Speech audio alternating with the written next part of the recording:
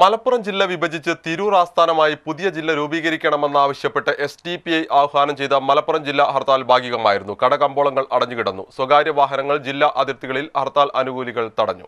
മലപ്പുറം ജില്ല വിഭജിച്ച് പുതിയ ജില്ല രൂപീകരിക്കണമെന്ന ആവശ്യവുമായി SDPI ആഹ്വാനം ചെയ്ത ഹർത്താൽ മലപ്പുറം ജില്ലയിൽ പലയിടത്തും ഭാഗികമായിരുന്നു.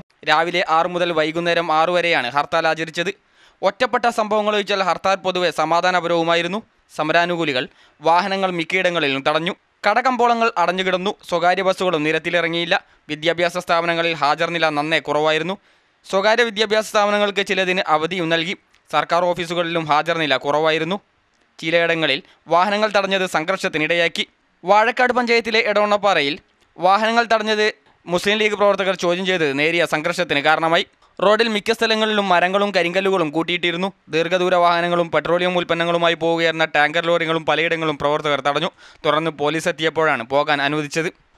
റോഡിൽ കൂട്ടിയിട്ട മരത്തടിയിൽ തട്ടി വീണ് അരീക്കോട് പള്ളിപ്പടിയിൽ ഒരു ബൈക്ക് യാത്രക്കാരനും ഓട്ടോ ഡ്രൈവർക്കും പരിക്കേറ്റു. അതുപോലെ വെളുപ്പിന് 5 മണിക്ക് പള്ളിപ്പടി അങ്ങാടിയിൽ നിന്ന് പള്ളിപ്പടി ഇടവണ്ണയ്ക്ക് ഓട്ടം പോവേനി. അപ്പോൾ പെട്ടെന്ന് ഹർത്താലാനുകൂലികൾ റോഡ് ബ്ലോക്ക് ചെയ്യാൻ ശ്രദ്ധപ്പെട്ടില്ല. ഇനി അപ്പോൾ പെട്ടെന്ന് വണ്ടി കല്ലുമ്മ കയറി വണ്ടി ആക്സിഡൻ്റ് ആയി. ഓന് ചെറിയ പരിക്കുണ്ട്. ഓൻ ഹോസ്പിറ്റലാക്കിയാണ്. അപ്പോൾ വണ്ടി എടുത്ത് വർക്ക്ഷോപ്പിലേക്ക് പോവാണ്.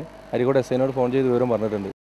42 ലക്ഷത്തോളം ജനങ്ങൾ താമസിക്കുന്ന മലപ്പുറം ജില്ലയെ 2 ജില്ലകളാക്കി വിഭജിച്ച് തിരൂർ ആസ്ഥാനമായി പുതിയ ജില്ല രൂപീകരിക്കണമെന്നാവശ്യപ്പെട്ടാണ് സമരം നടത്തുന്നത്.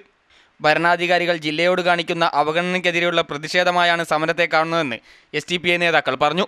CTV പ്രാദേശിക വാർത്ത, വാഴക്കാട്.